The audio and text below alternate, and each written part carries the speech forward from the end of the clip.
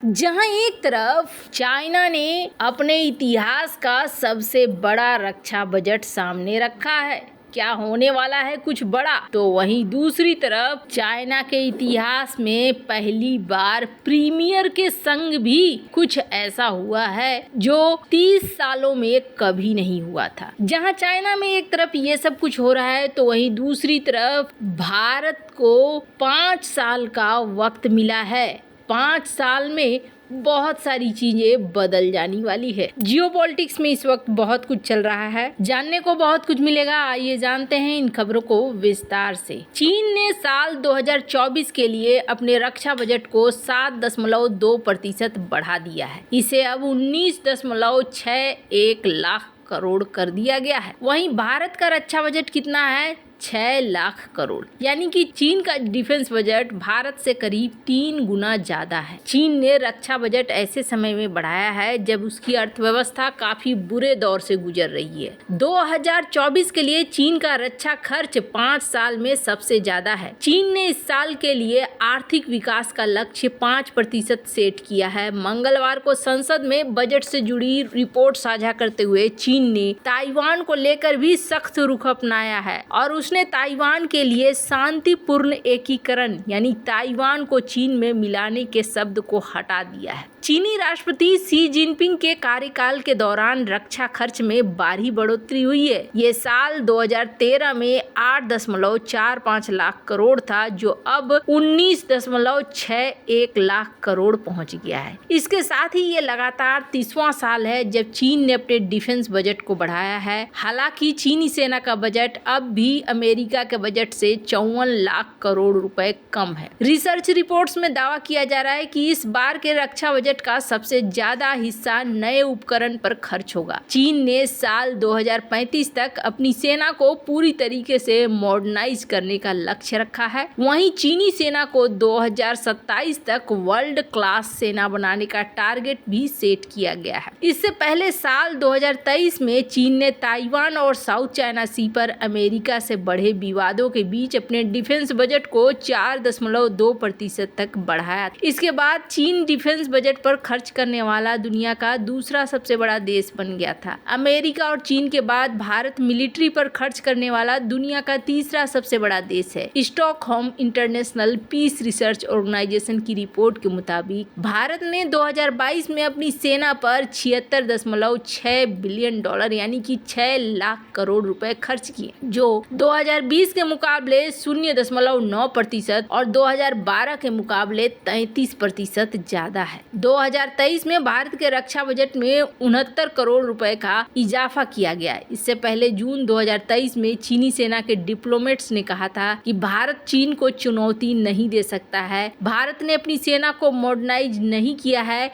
यानी समय के मुताबिक बेहतर नहीं बनाया है। अधिकारियों ने कहा था कि चीन की डिफेंस इंडस्ट्री और मैन्युफैक्चरिंग के मुकाबले में भारत अभी काफी पीछे है और हमारे जितना बेहतर बनने में उनको कई दशक लग जाएंगे। वैसे आपको बता दें, ये जो लिस्ट देख रहे हैं आप, ये वो लिस्ट है जिसमें ये बताया गया है कि दुनिया का सबसे ज्यादा अपने डिफेंस पर खर्च करने वाला कौन देश है। वो है अमेरिका। 801 बिलियन डॉलर खर्च करता है अमेरिका अपने रक्षा बजट में। तो वहीं दूसरी तरफ चाइना है और चाइना अपने बजट में खर्च करता है 293 बिलियन डॉलर और भारत खर्च करता है 76 बिलियन डॉलर। अभी भी भारत काफी पीछे है। और आपको बता दें, चीनी सेना की एकेडमी ऑफ मिलिट्री साइंस के सीनियर कर्नल झाओ सियाझोउ ने कहा था कि आप भारतीय सेना के मिलिट्री सिस्टम देखें तो शायद ही कोई टैंक, एयरक्राफ्ट या युद्धपोत खुद से बनाया हुआ है। वहीं एक दूसरे अधिकारी सीनियर कर्नल झांग जी ने कहा था कि भारत ने सुपर पावर बनने के लिए अपनी सेना को मॉडर्नाइज करने में कोई कसर नहीं छोड़ी है, लेकिन फिर भी इसका असर चीन भारत के रिश्तों पर नहीं पड़ेगा। है जहां एक तरफ ये सब कुछ हो रहा है तो इसी इतिहास में एक कड़ी और देखने को मिली कि चीन के प्रीमियर ली कीयांग पार्लियामेंट्री मीटिंग के बाद मीडिया के सवालों का जवाब नहीं देंगे। 30 साल बाद ऐसा हुआ है। मीडिया रिपोर्ट्स के मुताबिक चीन सरकार को डर है कि मीडिया चीन इकोनॉमिक ग्रोथ को लेकर सख्त सवाल कर सकता है, लिहाजा इनसे बचने के लिए ये कदम उठाया गया है। ये चीन में ट्रांसपेरेंसी को लेकर एक और सवालिया निशान है। चीन में कथित पार्लियामेंट्री सेशन सोमवार से शुरू हुआ है। आमतौर पर इस मीटिंग के मायने ये होते हैं कि आने वाले साल में चीन की इकोनॉमिक पॉलिसी का फोकस किन सेक्टर पर रहेगा या सरकार फाइनेंशियल लेवल पर क्या क्या काम कर रही है। पर इसमें होता ये था कि प्रीमियर 1993 के बाद से लगातार बातचीत करते थे, पर ऐसा इस बार नहीं होने जा रहा है। यानी कि चाइना जो कुछ भी कर रहा है वो अपने तक सीमित रख रहा है। सवाल ये उठता है कि जीडीपी है कम और चाइना का डिफेंस बजट है ज्यादा।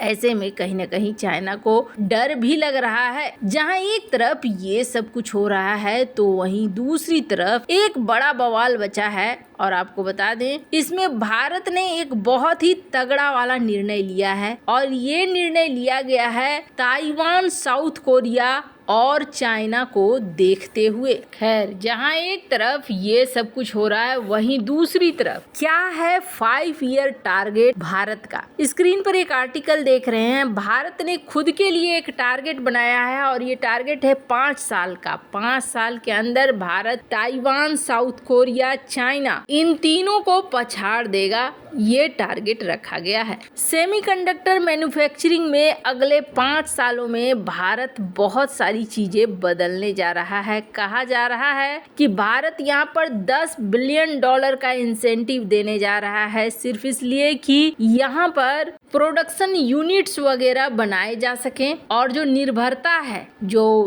ताइवान, साउथ कोरिया और चाइना ने सेमीकंडक्टर के मार्केट में जो निर्भरता बनाकर रखी हुई है वो सारा भारत खत्म कर देगा। खुद अश्विनी वैष्णव जो कि मिनिस्टर हैं, आईटी मिनिस्टर हैं, उन्होंने इस बात को कहा है। स्क्रीन पर आप देख सकते हैं आर्टिकल। इन्होंने कहा कि हमें बस 5 साल चाहिए। 5 साल में हम ये जो डोमिनेंस है उस पूरे डोमिनेंस को हम खत्म कर देंगे। भारत के पास एक पूरी पॉलिसी है जिसके तहत भारत सेमीकंडक्टर फैब्रिकेशन प्लांट बनाएगा और इसमें इन्वेस्टमेंट डालेगा। इन्होंने कहा कि आने वाले समय में सेमीकंडक्टर बहुत सारी चीजों को बदलने वाला है और भारत अपने आप के लिए 5 साल का ये टारगेट लेकर चल रहा है ताकि ऑटोमोबाइल सेक्टर हो, इलेक्ट्रिक व्हीकल हो, इलेक्ट्रॉनिक्स हो, पावर इलेक्ट्रॉनिक्स हो, डिफेंस मैन्युफैक्चरिंग हो, ये कई ऐसे सेक्टर होंगे जिस सेक्टर को हम बदल चुके होंगे। वैसे आपको बता दें, भारत के लिए ये बहुत बढ़िया चीज है। इसलिए बढ़िया चीज है कि जितना इन सारी चीजों पर भारत कमांड कर लेगा खुद का, उतना ही बेहतर होगा भारत के अपने भविष्य के लिए। और जब एक बार पैसा आना शुरू होता है तो फिर सैन्य क्षमता भी अपने आप मजबूत होनी शुरू हो जाती है। वैसे चाइना भी ऐसे ही आगे बढ़ा है। वैसे इन सब मामले में आपकी क्या राय है, कमेंट कर जरूर बताएं। जल्द मिलते हैं अगले वीडियो में नई खबर के साथ।